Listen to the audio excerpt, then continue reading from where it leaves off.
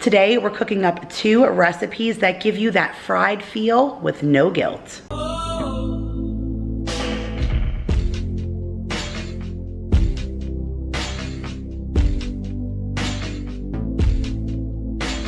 Hey guys, Kira here from 50 Shades of Mom, back to share another recipe with you guys. And today we're in the kitchen tackling the air fryer. So I'm really excited to kind of get down and dirty a little bit more with you guys because I haven't indulged with you as much as I should because I utilize this machine more than I ever have right now. Now, if you guys have been watching me for any length of time, I always talk about my air fryer. I've shown it in meal prep videos, I've showed it in meal planning videos, but now that I'm doing more of a low carb keto kind of lifestyle, this air fryer has become my second hand in the kitchen. I get all these delicious things in there that make me feel like I'm treating myself without cheating on myself. So today we're gonna cook up a crispy pork chop, like everybody loves a good old fried pork chop, right? And then we're also gonna cook some keto fried chicken. So some real Southern kind of fried recipes that we're gonna do with 0 oil, and they're gonna come out crispy and delicious. And they're gonna give you that wet mouth feel, that textural thing that you're looking for when you eat fried food, but we're not gonna have any of the guilt from it. So come on down to my kitchen and let me show you how I work my air fryer. Okay, you guys, so we're about to make 2 crispy recipes, 1 pork chop, 1 chicken. I feel like crisp and crunch is always something you're looking for on a low carb keto diet, and we're going to do it all in my Cosori Air Fryer. I rave about this thing, you guys. I absolutely love it. This is the new one that they sent to me in red. I'll link up above and down below the full review that I did of this machine where I break down all of the buttons and everything. But right now we're going to preheat it to 360 degrees, which takes about 4 minutes. And so now here is our plate. We have some pork chops, an assorted set of pork chops I got from Aldi, and then some full chicken breasts. And now this is what we're going to use for the pork chop. So we have almond flour and Parmesan cheese. I have some paprika, and then it actually called for Tony Chachere's, but instead I'm using the garlic jalapeno and the chipotle pepper. We had 2 of our sandwich bags there for mixing and shaking everything like shake and bake. And now here is what you're going to need for the chicken. So I have some pork rinds here, some garlic powder, and then I also have 2 eggs, some oregano, some thyme, and some cayenne pepper. Very simple recipes, you guys, but super flavorful. And again, you're gonna get that crunch that you're looking for. So our first step right now is that we're going to get all of the seasonings that we need for the pork chops into one bag. And again, we're going to create a form of shake and bake. So we're gonna start in by putting in 1 1/4 cup almond flour. I will have all the recipes that I got off of Pinterest pinned down below for you guys. So now we're going to go in with the Parm cheese, and then we're going to add our spices. This was a tad bit spicy. Again, I used the garlic jalapeno and then the chipotle chili pepper.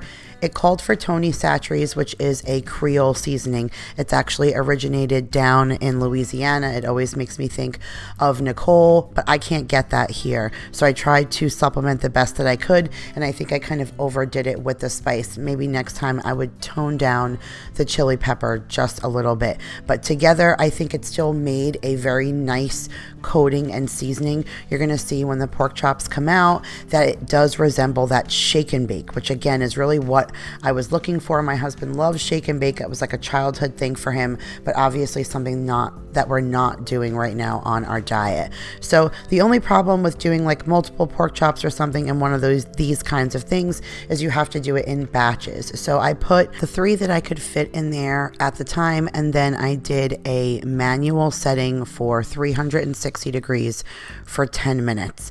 Now I really wanted to do it for like 15 minutes, but I want to be able to flip them. So in the meantime, while they're cooking, we're just going to go ahead and get our mixture on the rest of these pork chops.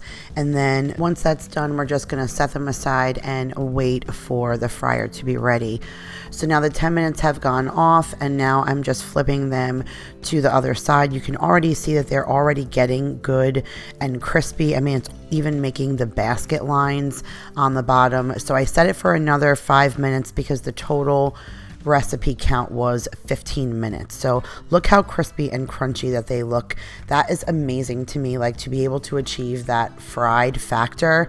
And you saw we added 0 grease, you guys, nothing. It went from the mixture right inside. Now I do like to season my pan, so this pan was not clean. I had done other things like chicken wings in there already before, so it still had a partial grease already, but after this we do wash it before the next recipe, and I'll show you how I season it yet again. But I just continued to repeat it with all of the pork chops that I had, cooking them halfway through and then flipping them, and then look at that, you guys.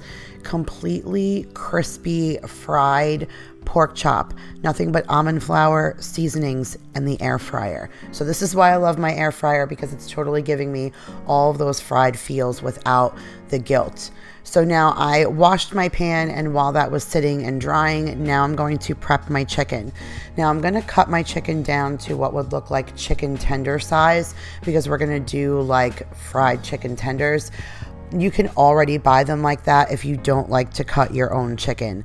I am not exactly evil with the knife, but I can hold down in the kitchen with my knife skills. Now it is definitely cheaper to buy the bulk chicken cutlets and just cut them yourself, which is why over time I've just kind of gotten used to filleting my own. And as long as you have a good knife, that makes things a lot easier. So I will link down below the knives that I use. I get them right off of Amazon. I've had these knives for like almost 20 years and they're still sharp as anything.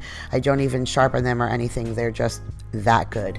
So I will, like I said, link them down below, but I usually just cut all of the fat off. My dogs are actually obsessed with the fat off the chicken, so I usually save that for them to mix into their food. And then again, I just went ahead and prepped all of the rest of this chicken to get it chicken tender set.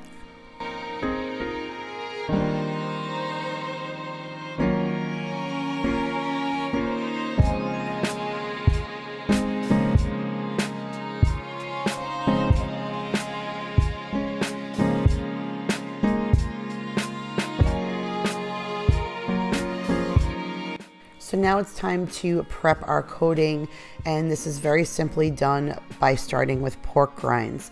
Now, I am actually not a huge fan of pork rinds by themselves at all. When I open up the bag, I actually can't even tolerate the smell. I can't believe how much it doesn't taste like that after you cook it off. If it did, I wouldn't be able to use them. I definitely should have crushed them a little bit more, and I did go back and crush it after the second batch, and you guys don't see it, but it tells you to leave in the recipe some pieces whole, but to be honest, I feel like crushing it a little bit finer is better. And then once you get them crushed, then I went and added the seasonings, the garlic, the oregano, the thyme. You guys, that thyme really does a huge difference. It is such a strong flavor, but it works out perfectly to just give the chicken this really warm, earthy flavor. Now, you're gonna go ahead and get your egg and milk mixture. I went ahead and added milk, but to do a real keto recipe, you're going to want to use heavy cream. I actually thought I was out of heavy cream. I sent my oldest son to the refrigerator outside, who told me, "Nope, Mom, we had no more."